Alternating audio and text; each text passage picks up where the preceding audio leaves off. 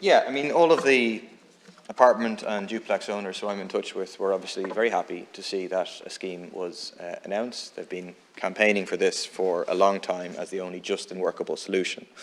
But they also were struck by the lack of detail. We still have a lack of detail today, and unfortunately they know that the people affected by MICA were promised a 100% redress scheme over a year ago.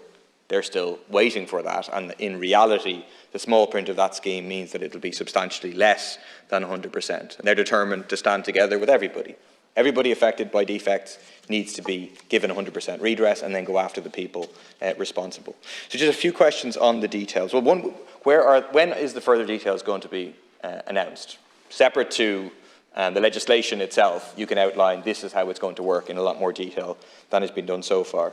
Secondly, I take your point. People should not delay. People should continue. There are serious safety issues. Work needs to be done. But there was mention of emergency funding. Can that be rolled out quicker? So the same reasons that people couldn't, you know, in an apartment block, you need to get work done. It's 20,000 euros per person. Most people can't afford it. As it currently stands, that's still not going to happen, because most people won't be able to afford it. So emergency things need to be put in place whereby the OMC can access funds. That could, for example, be a short-term scheme of the Housing Finance Agency giving low-cost or zero-interest loans to OMCs, knowing that they're going to get the money back from this scheme in the future, to mean that works can proceed. Because, I mean, I got a text there from someone who got, you know, a threatening letter, lawyer's letter from their agency saying they have to pay up for things like that. It still isn't going to work.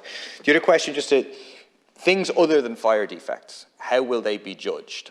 So, for example, the question of balconies, defective balconies, will they be included? And then just final question, in estates where houses were built at the same time as apartments and duplexes, and they're affected by the same sort of issues, for example, in relation to balconies, will they also be included in this scheme? Thanks, Deputy Rose Conway. Deputy Murphy, I'll go in reverse. There's a very good frequently asked questions, FAQs, which I've sent out to a lot of the owner management companies about what happens next. Okay, what I am going to do is establish an implementation group that worked well on DCB to work through these issues.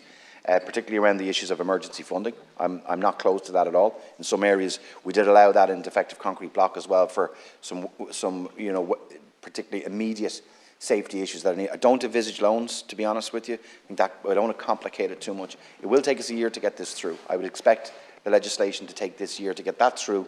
We'll do it as quickly as possible. I'll be asking for cooperation of deputies opposite, and indeed my own government deputies who've been heavily engaged in that too. The scheme is fully funded, and to get to Deputy Lawless's question, you know, we've already on the apartments and duplexes, 12% have been remediated, another third are actually in the process of. We may from time to time come across someone who doesn't want to engage with that, but the common areas are all included in this, because you cannot remediate an apartment block without dealing with the common areas within it. So we are going to do that. We've experienced of that, with some of that actually in Pyrite and the infill, where we'd maybe someone who was an investor living abroad didn't want to engage. You get through it. It's a very small percentage of cases. In relation to legal recourse, I'm establishing a senior counsel review. Like, fundamentally why this is happening is because very poor workmanship, bad materials in some instances. Those who were responsible know who they are. I believe they have a moral responsibility to contribute to the scheme. I'm looking at legal avenues, which won't be easy, it will be complex, as to how we could seek recompense in that area. But there is a market failure here, and I believe, and I've, as a TDU, represents an area as well that have been plagued by defects such as this, and we'd Pyrite before that the state has to step in on behalf of its citizens. All these citizens, be they in Mayo, Donegal, Dublin North or Kildare, they're all taxpayers, they're all citizens. I think it's a good use of the resources that we have. It's important that people can get their lives back on track. And to go to the point that has been raised already, I want people to continue the work that they're doing. So the implementation group will be established very soon. I'm actually meeting next week with homeowner representatives as well to structure that within my own department, work through some of these issues, move it forward as quickly as possible. I will be having another webinar very shortly myself, where all OMCs will be invited, where we will, as I did just before Christmas, which I think people found very useful. This is a a priority for us. To get to the question of what else is covered, water ingress, structural defects, and they're based on, you know, on the original build.